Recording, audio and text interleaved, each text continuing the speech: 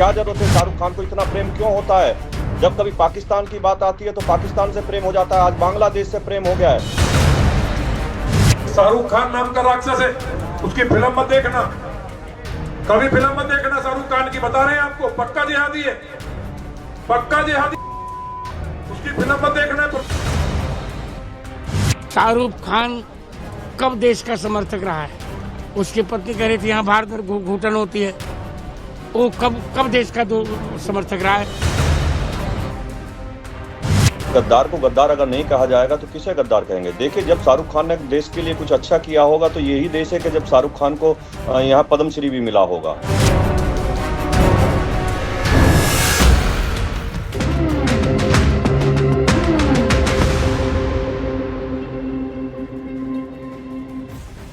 KKR ने मुस्तफिजुर रहमान को हटाया। बीसीसीआई के निर्देश के बाद बांग्लादेशी खिलाड़ी को हटाया गया। मुस्तफिजुर रहमान को आईपीएल में खिलाने का विरोध हो रहा था। बीसीसीआई ने बड़ा फैसला किया, केकेआर को उसको हटाने को कहा और अब केकेआर ने फैसला ले लिया है।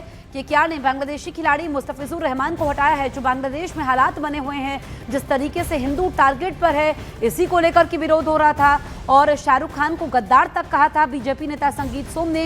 हालांकि जब हमने उनसे खास बातचीत की तो उन्होंने कहा कि वो अपने शब्द को वापस नहीं लेंगे और अब बीसीसीआई के निर्देश के बाद बांग्लादेशी क्रिकेटर को रिलीज किया है केकेआर ने। दरअसल केकेआर ने मुस्तफिजुर को 9 करोड़ 50 लाख रुपए में खरीदा था और ऐसे में अब उनको बाहर कर दिया गया है। ये बड़ा फैसला लिया गया है और बीसीसीआई ने जैसा कहा था कि अगर उनको रिप्लेसमेंट खिलाड़ी चाहिए होगा तो फिर वो भी दिया जाएगा केकेआर को। तो बांग्लादेशी क्रिकेटर मुस्तफिजुर रहमान 2016 से आईपीएल में खेल रहे हैं। ये पहला मौका नहीं है जब वो आईपीएल में खेल रहे हैं। इससे पहले वो दूसरी टीमों का हिस्सा रहे हैं। हालांकि पिछले सीजन में वो चोटिल हो गए थे। कुछ मैच खेलने के बाद सिर्फ 3 मैच ही वो खेल पाए थे और फिर वो चोटिल हो गए थे। इस बार केकेआर ने मुस्तफिजुर रहमान को खरीदा है और अब बाहर कर दिया गया है मुस्तफिजुर रहमान को।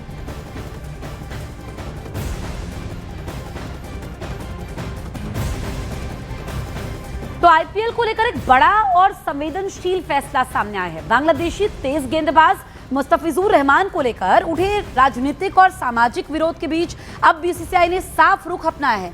मामला सिर्फ क्रिकेट तक सीमित नहीं रहा, बल्कि बांग्लादेश में हिंदुओं पर हिंसा के बाद ये मुद्दा भावनाओं और राष्ट्रहित से भी जुड़ गया।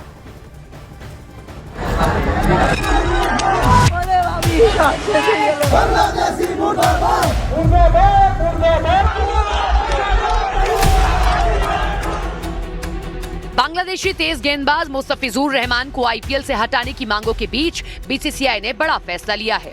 बीसीसीआई सचिव देवजीत सकैया ने साफ कर दिया कि बोर्ड ने केकेआर फ्रेंचाइजी को मुस्तफिजुर रहमान को रिलीज करने का निर्देश दिया है।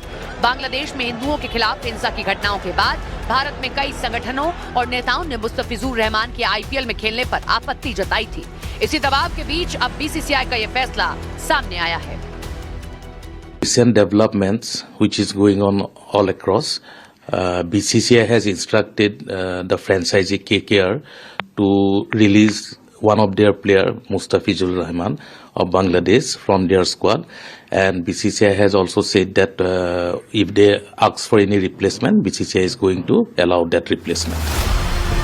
फैसले के बाद सियासी बयानबाजी भी तेज हो गई है।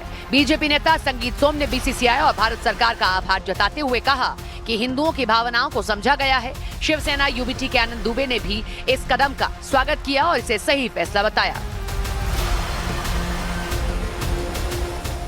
मैं धन्यवाद देता हूं बीसीसीआई और भारत सरकार को कि आपने देश के सैकड़ों करोड़ लोगों की, हिंदुओं की भावनाओं को, सनातनियों की भावनाओं को समझते हुए ये निर्णय लिया।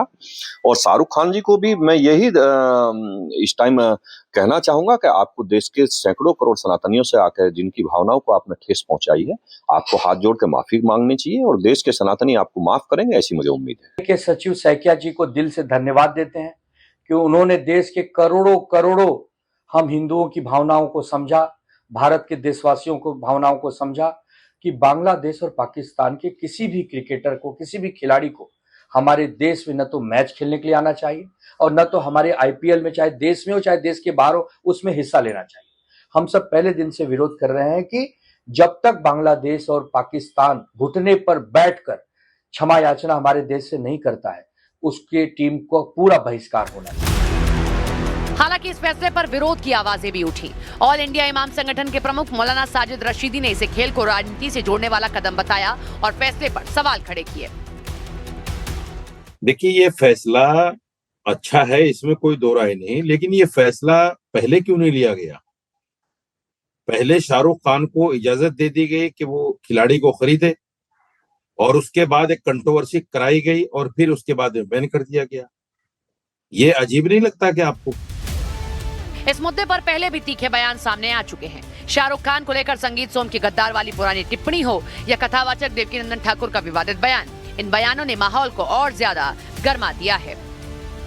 रहमान जैसे खिलाड़ी भारत में खेलने आएंगे तो एयरपोर्ट से बाहर कदम नहीं रख पाएंगे, हम दावे के साथ कह रहे हैं। समझना चाहिए शाहरुख खान जैसे गद्दारों को कि जिस तरीके की गद्दारी आप देश के साथ कर रहे हैं, आपको यहां तक अगर आज पहुंचाया तो इस देश के लोगों ने पहुंचाया। आपको अगर पैसा मिलता है तो यहां के देश के लोगों से मिलता है, लेकिन आप उस पैसे से देश के साथ गद्दारी करते हैं। आप कभी पाकिस्तान को चंदा देने की बात करते हैं, कभी रहमान जैसे खिलाड़ियों को खरीदने की बात करते हैं। ये देश में अब नहीं चलेगा, इन गद्दारों की देश में कोई जगह नहीं रहेगी, ये मैं कहना चाहता हूं। बीसीसीआई का बहुत बहुत धन्यवाद, जिन्होंने सनातनी जगत के दर्द को समझा और उन्होंने ये एक्शन लिया, उस बीसीसीआई का बहुत बहुत धन्यवाद। लेकिन एक बात हमको याद रखनी चाहिए कि केकेआर के पास में अवसर था कि वो दिखाता कि हिंदुओं के साथ खड़ा है, भावनाओं के साथ खड़ा है, लेकिन उन्होंने नहीं खड़े हुए। तो ये हिंदू जगत, सनातन जगत याद रखेगा कि मिस्टर केकेआर सनातनियों की भावना के साथ नहीं खड़े हैं। इतना सब कुछ होने के बाद सिंगल बयान मिस्टर केकेआर का नहीं है।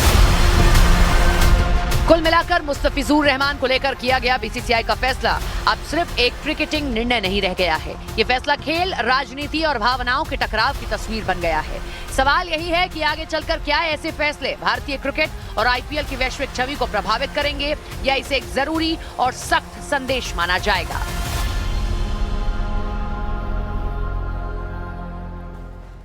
बांग्लादेश में एक और हिंदू को जलाकर मार दिया गया है। बांग्लादेश के शरीयतपुर जिले में 31 दिसंबर को 50 साल के खोकन दास पर हमला किया गया था। हमलावरों ने पहले उन्हें गंभीर रूप से घायल किया, फिर आग के हवाले कर दिया। इस खौफनाक वारदात के बाद घायल खोकन दास को अस्पताल ले जाया गया, जहां आज उनकी मौत हो गई। बांग्लादेश में हिंदुओं को लगातार निशाना बनाया जा रहा है। लगातार पूरी दुनिया में बांग्लादेश की थू-थू हो रही है।